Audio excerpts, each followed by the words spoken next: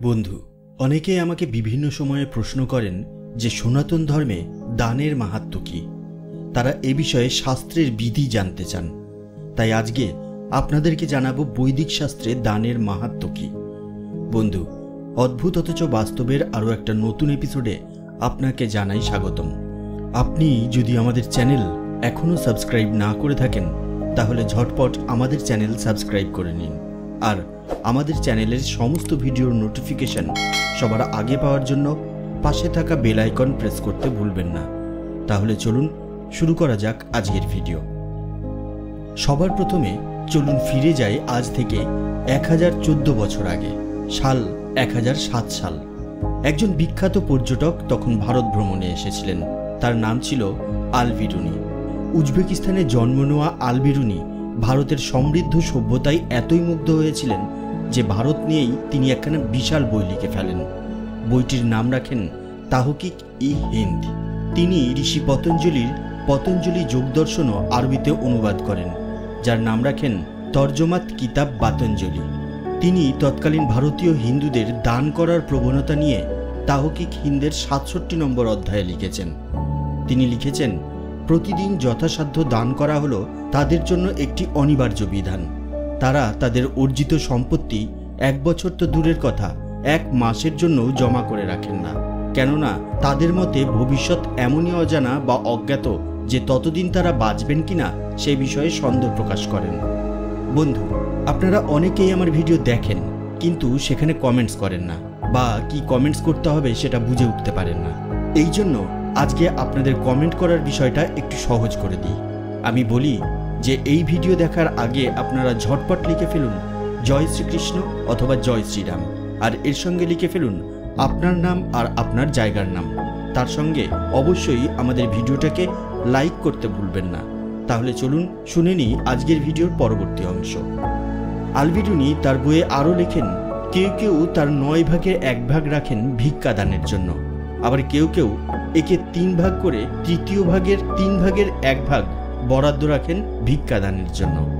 সঞ্চয়ের ব্যাপারে ভারতীয় হিন্দুদের উদার জীবন দর্শন নিয়ে তিনি বলেন, 3 বছরের যে সাংসারিক ব্যয় হয় তার অধিক রাখা বা সঞ্চয় করা নীতিবিরুদ্ধ কাজ, আর এই সঞ্চয় অতিরিক্ত হলে সেই অতিরিক্ত অংশ বরাদ্দ হয় ভিক্ষা দানের জন্য। আরও বলেন, সুদের মাধ্যমে অর্থোপার্জন নিষিদ্ধ। এই ব্যবসায় যা লাভ হয় তার পাপের গুরুত্ব অর্জিত সম্পদের সমান। কেবলমাত্র ব্যবসায়ী বৈশ্যরাই সুদের ব্যবসা করতে পারে, তবে তার সুদের শতকরা হার 2 ভাগের বেশি হবে না।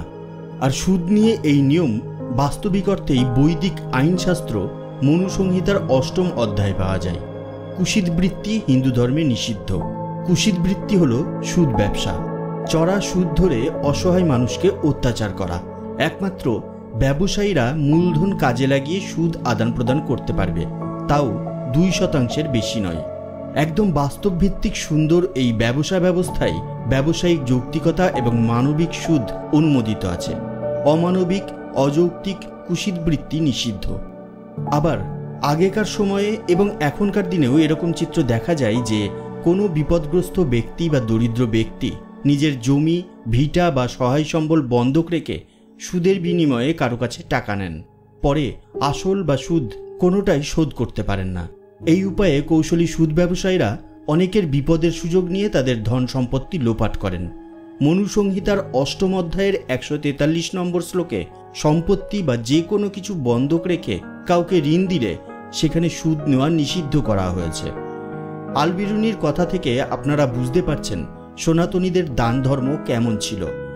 এখন আমরা শাস্ত্র থেকে দেখব কেন এভাবে সনাতনীরা জীবন ধারণ করত। পবিত্র ঋগ্বেদের 10ম মণ্ডলের 117 নম্বর সূক্তটি সম্পূর্ণই দানের মহিমা নিয়ে ঈশ্বর মানব জাতিকে প্রেরণ করেছেন, যার কারণে সূক্তটির নাম দান স্তুতি সূক্ত।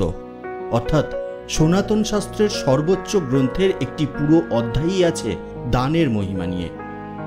ঋগ্বেদের 10ম মণ্ডলের 117-র 5 নম্বর সূক্ত অনুসারে মহত্তম হলেন তিনি যিনি দরিদ্র ও অসহায়কে খাদ্য অর্থ দিয়ে সাহায্য করেন। বিপন্নের সাহায্যকারী জীবনের প্রতিটি ধাপেই দৈব সাহায্য প্রাপ্ত হন।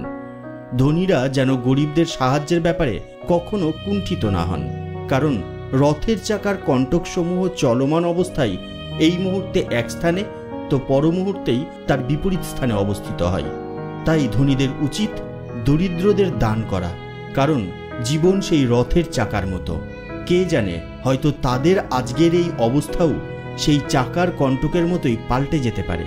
অর্থাৎ ধনীদের উচিত দুস্থদের দান করা, তাদের দূরদৃষ্টি সম্পন্ন হওয়া উচিত, কেননা ধন সম্পদ হলো রথের চাকার মতো। এখন যা এখানে, পর মুহূর্তেই তা অন্যখানে গতিশীল হয়। আজ যে রাজা, কাল সে ভিখারিও হতে পারে। কখনোই অর্থের বড়াই করা উচিত নয়। আবার ঋগ্বেদের দশম মণ্ডলের 117-6 নম্বর সূক্ত অনুসারে যে ব্যক্তি দুস্থদের সাহায্য করে না, অজ্ঞানী এবং অন্তর্দৃষ্টিহীন, তার সকল উন্নতি বৃথা, সকল সম্পত্তি অনর্থক। যে অন্যদের সাহায্য করে না, দরিদ্রকে অভুক্ত রেখে কেবল নিজে খায়, সে মূলত পাপই ভোজন করে। কিন্তু অপাত্রে দান আবার ঠিক না। যে দান থেকে প্রাপ্ত সম্পদের অপব্যবহার করে, তার অপকর্মের দায় কিন্তু দানকারীরও বটে। এই জন্য কিন্তু ভগবান শ্রীকৃষ্ণ বলে গিয়েছেন, দান করা কর্তব্য। এই চিন্তা করে প্রতিদানের আশা না রেখে সৎপাত্রে উপযুক্ত স্থানে সঠিক সময়ে যে দান করা হয়, তাই সাত্ত্বিক বা উৎকৃষ্ট দান। মহর্ষি মনু বলেছেন, যে ব্যক্তি পাথরের তৈরি নৌকায় চড়ে জলপথ পাড়ির চেষ্টা করেন, তার সমাপ্তি যেমন সলিল সমাধিতে হয়, ঠিক তেমনি অযোগ্য গ্রহিতাতে দানকারী অযোগ্য দাতাও অজ্ঞানতার গভীরে নিমজ্জিত হন। এবারে প্রশ্ন ওঠে, সর্বশ্রেষ্ঠ দান তাহলে কোনটি? এই বিষয়ে মনু সংহিতার 4th মণ্ডলের 233 নম্বর সূক্ত অনুসারে যত ধরনের দান এই পৃথিবীতে আছে, যেমন জলদান, অন্নদান, ধেনুদান, ভূমিদান, বস্ত্রদান, তিলদান, স্বর্ণদান, এই সকল দানের মধ্যে জ্ঞানদান বা শিক্ষাদান বা বেদ শিক্ষাদান সর্বশ্রেষ্ঠ দান। তাই সবসময় মনে রাখবেন, বেদ প্রচার, শাস্ত্র প্রচার, এইসব কাজে সবসময় অবদান রাখার চেষ্টা করবেন। কালীপ্রসন্ন সিংহের কারণে আজ সমস্ত বাঙালিরা ঘরে ঘরে মহাভারত পড়তে পারছে। তিনি না থাকলে এই মহাগ্রন্থ আমরা বাংলায় পেতাম না। অথচ আপনি কি জানেন, তিনি আজ থেকে প্রায় 180 বছর আগে এই মহাভারত অনুবাদ করে ছাপানোর জন্য নিজের সমস্ত জমিদারি বিক্রি করে সর্বশান্ত হয়ে গিয়েছিলেন। সেই সময় এই মহাভারত ছাপাতে তার লেগেছিল 2.5 লক্ষ টাকা, যা আজকের দিনের কয়েক কোটি টাকার সমান। বিশাল জমিদার কালীপ্রসন্ন সিংহ পরিণত হয়েছিলেন প্রায় পথের ফকিরে, অথচ সেই মহাভারত তিনি বিনামূল্যে বাঙালিদের কাছে বিতরণ করেছিলেন। তাই নিজের মনে মনে ভাবুন, ধর্মের প্রচারে, শাস্ত্রের প্রসারে আমরা কি কখনো ব্যয় করি বা দান করি?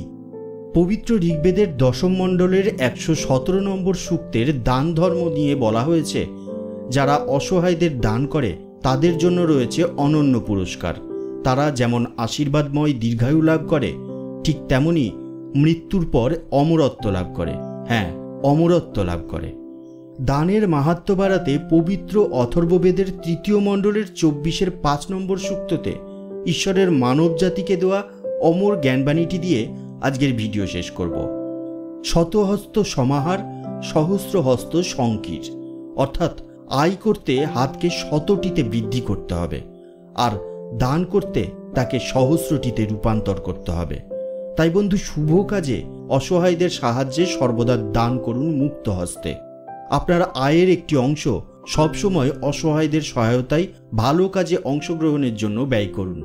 সনাতন ধর্ম একটি পূর্ণাঙ্গ দার্শনিক ও বাস্তবিক জীবনবিধি। একে জানলেই তবে একটি সুন্দর সমাজ ব্যবস্থা গড়ে তোলা সম্ভব। জয় শ্রীকৃষ্ণ। আজকের ভিডিও ব্যাস এই পর্যন্তই।